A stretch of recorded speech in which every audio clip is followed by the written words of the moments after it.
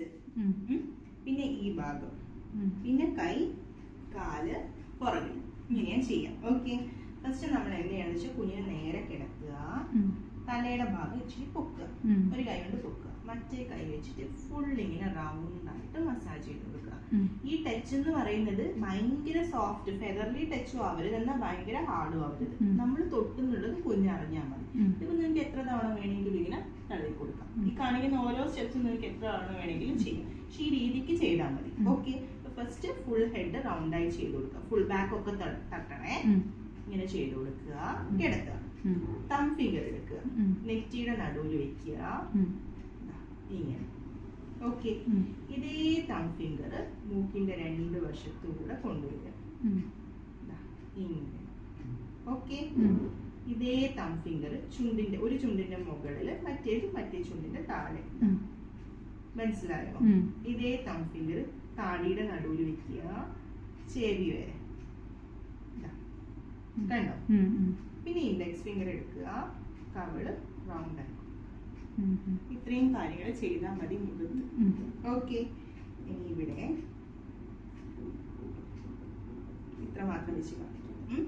Index finger എടുക്കുക, കഴുത്തിന്റെ 2 സൈഡിൽ വെക്കുക, നെഞ്ച് വരെ ഇങ്ങനെ വി പോലെ കൊണ്ടുവരിക, ഇങ്ങനെ. ഓക്കെ, ഇങ്ങനെ.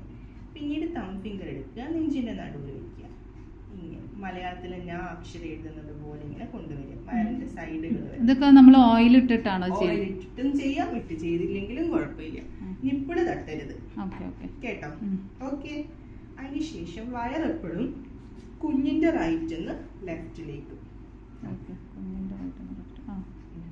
ഇത്രയും കാര്യങ്ങളാണ് ഇവിടെ.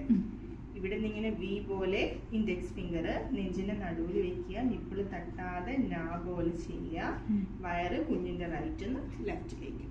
കൈ കക്ഷഭാഗത്ത് നിന്ന് ഇങ്ങനെ പുറത്തു കൊണ്ടുവരിക, ഇങ്ങനെ. ഈ കൈ കൊണ്ട് ഇത് പിടിച്ചാലേ പറ്റത്തുള്ളൂ കേട്ടോ, ഇവർ സമ്മതിക്കില്ല.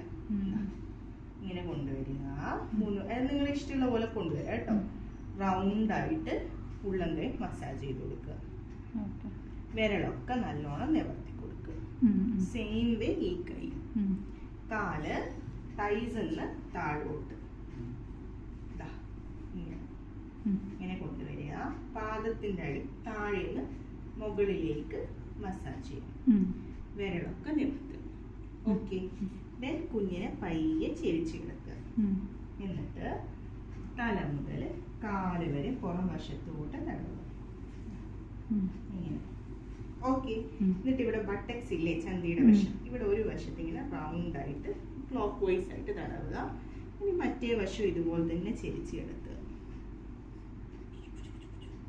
തല മുതൽ കാല് വരെ ഇങ്ങനെ തടവി കൊടുക്കുക, പുറത്തൂടെ തന്നെ.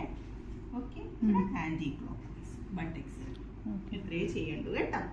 ക്ലോക്ക് വൈസ്, അതിപ്പോ ഇപ്പുറത്തെ ക്ലോക്ക് വൈസ് ആണ്, ഇപ്പുറത്തെ ആന്റി ക്ലോക്ക് വൈസ് ചെയ്താൽ. ഓക്കെ, ഇത്രേ ചെയ്തു.